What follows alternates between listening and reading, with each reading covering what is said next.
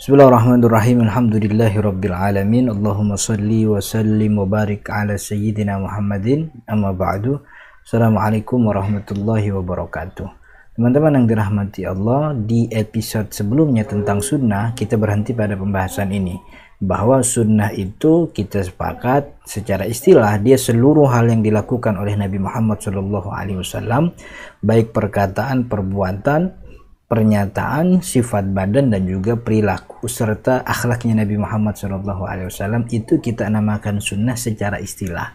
Dan apa yang dilakukan oleh Nabi Muhammad itu kemudian dibagi dua oleh ulama, yaitu sunnatul huda, sunnatul zawaid. Sunnatul huda itu adalah sunnah yang berkaitan dengan ibadah, berkaitan dengan teknis ibadah kita kepada Allah Subhanahu wa Ta'ala. Dan sunnah yang kedua yaitu sunnatul zawaid, atau juga yang biasa disebut dengan istilah sunnah al-jibili, sunnah yang sifatnya instinktif Nabi Muhammad kerjakan sebagai beliau manusia, sama seperti kita manusia, dari mulai gaya jalannya, gaya rambutnya, pakaian yang dia suka, jenis makanan yang dia makan, kemudian bahasa yang dia pakai, itu juga sunnah jibili. Nah, yang jadi pertanyaan adalah apakah seluruh sunnah yang dikerjakan oleh Nabi Muhammad, baik yang huda atau jibili atau zawaid, itu buat kita harus kita kerjakan? Nah, karena kan kita sering dengar istilah ini sunnah, ini tidak sunnah, ini kalau sunnah wajib, kalau nggak sunnah ya nggak boleh. Nah, apakah memang begitu? Apakah seluruh yang dikerjakan oleh Nabi Muhammad SAW itu wajib juga kita kerjakan? Ini yang harus kita bahas secara rinci. Pertama, kita harus tahu bahwa hukum sunnah Nabi Muhammad. Jadi sunnah secara istilah apa yang dikerjakan oleh Nabi Muhammad SAW, dan hukumnya bagi kita itu dikembalikan kepada hukum taklif yang 5, yaitu wajib, sunnah, mubah, makruh, haram. Dan apa yang dilakukan oleh Nabi Muhammad SAW itu bisa berada pada 5 hukum ini. Jadi sunnah Nabi, apa yang Nabi Muhammad kerjakan, bisa saja bagi kita umatnya itu hukumnya kewajiban.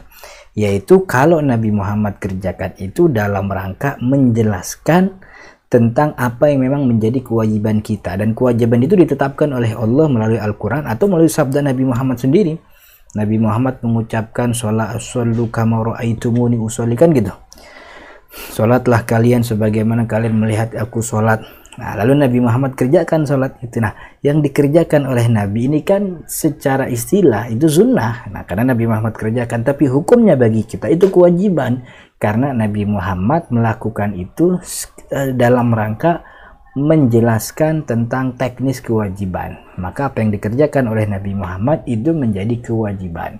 Nabi Muhammad berwudu itu kewajiban bagi kita. Kenapa? Karena Nabi Muhammad sedang mengajarkan kita syarat sahnya sholat, yaitu wudu, taharah. Dan sholat bagi kita wajib, maka yang menjadi syarat untuk keabsahan sholat pun menjadi harus kita lakukan. Artinya itu dikerjakan oleh Nabi Muhammad, sunnah, tapi hukumnya bagi kita kewajiban karena itu dikerjakan oleh Nabi Muhammad dalam rangka menjelaskan kewajiban. Mudah-mudahan sampai sini paham. Nah, sunnah Nabi Muhammad kerjakan juga bisa jadi hukumnya bagi kita sunnah. Ya, sunnah itu dikerjakan mendapat pahala, tapi kalaupun kita tinggalkan, kita tidak kerjakan, itu hukumnya ya tidak berdosa. Apa itu? Yang disebutkan oleh ulama, idza wadhaba alaihin nabiyyu sallallahu alaihi wasallam wa lam yadul dalilun ala wujubih. Apa yang menjadi kerjaan Nabi, menjadi sesuatu yang dikerjakan oleh Nabi, namun sesuatu itu tidak ada petunjuknya bahwa ini sebuah keharusan. Sebenarnya lebih rinci lagi, sesuatu yang dikerjakan oleh Nabi Muhammad dalam rangka ibadah gitu. Namun tidak ada kewajiban atau tidak ada petunjuk atau dalil bahwa ini kewajiban bagi kita. Contohnya apa? Ya sholat rawatib, qobliyah, ba'diyah Nabi Muhammad kerjakan, tapi tidak ada teks yang mendukung bahwa itu sebuah kewajiban. Tidak ada Nabi Muhammad mengatakan ini harus loh, kan enggak. Ini Nabi Muhammad kerjakan, dan ini hukum default. Ini adalah hukum defaultnya apa yang Nabi Muhammad kerjakan dalam rangka ibadah. Memang defaultnya itu sebuah kesunahan bagi kita, dikerjakan baik, tidak dikerjakan tidak dapat dosa. Jadi itu defaultnya. Dia bisa menjadi kewajiban kalau ada dalil pendukung yang membuat itu jadi wajib.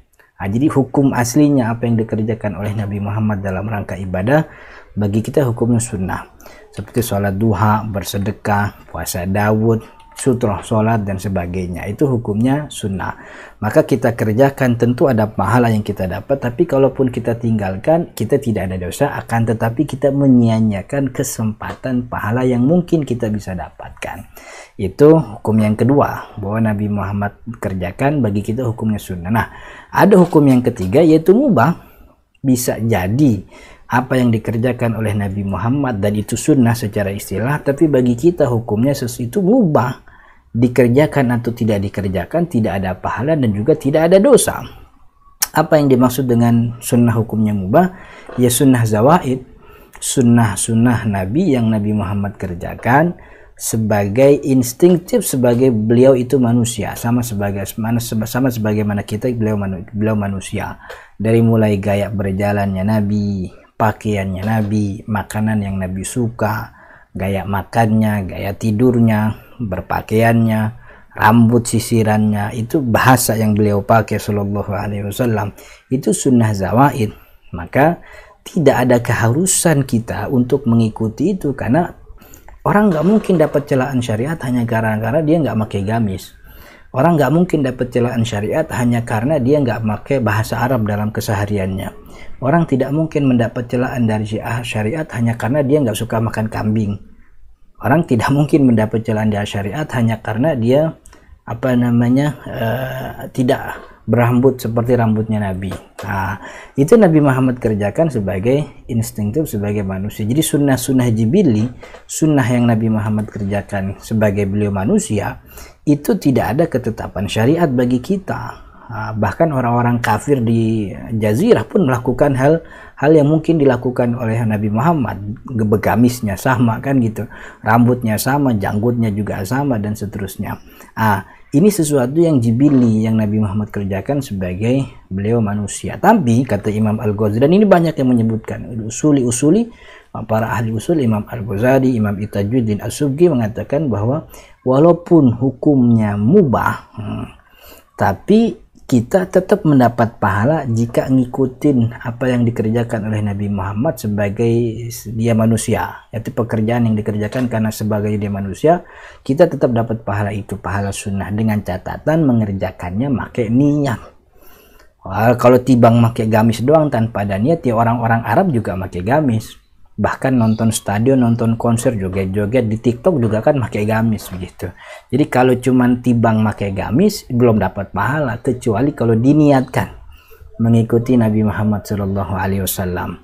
Makan daging kambing pun sama, kalau diniatkan biar kenyang, diniatkan untuk menunaikan ambisi dia sebagai orang yang pengen banget makan kambing, ya nggak ada pahala. Tapi kalau diniatkan sebagai bentuk penguatan badan biar bisa ibadah sekaligus ngikutin sunnah Nabi, dapat pahalanya begitu.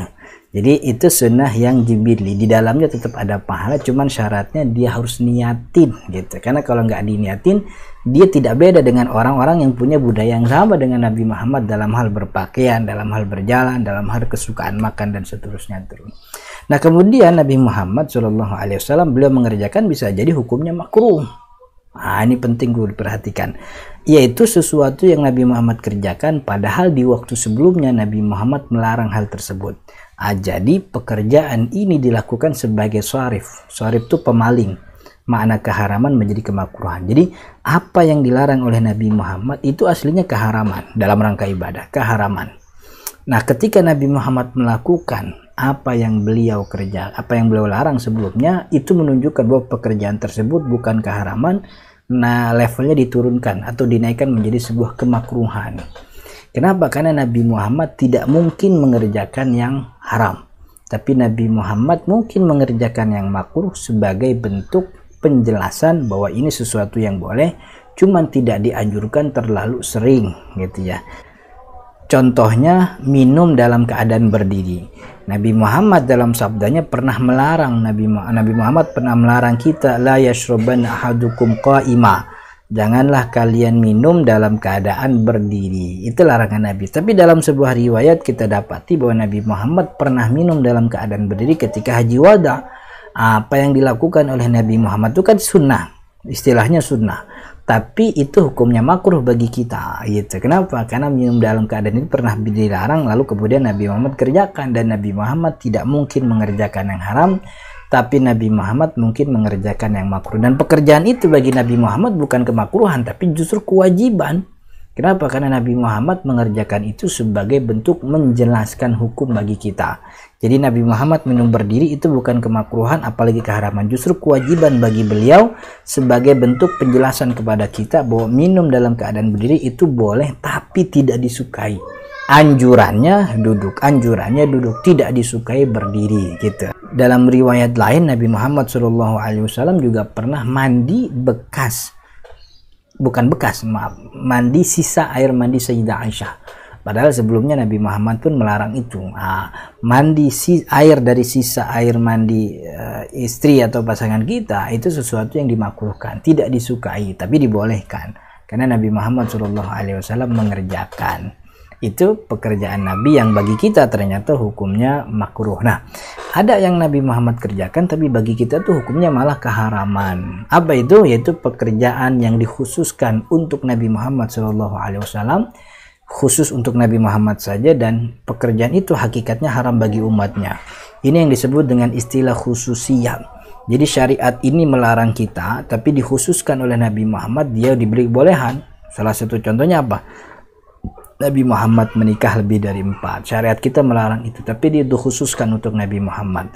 Kemudian Nabi Muhammad puasa wisol, puasa yang ketika maghrib datang beliau tidak buka, beliau meneruskan puasanya.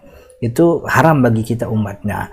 Atau ada lagi Nabi Muhammad pernah sholat terlambat lalu jadi imam. Ketika beliau sakit Shallallahu Alaihi Wasallam, Sayyidina Abu Bakar sudah jadi imam, lalu Nabi Muhammad datang masuk, beliau duduk.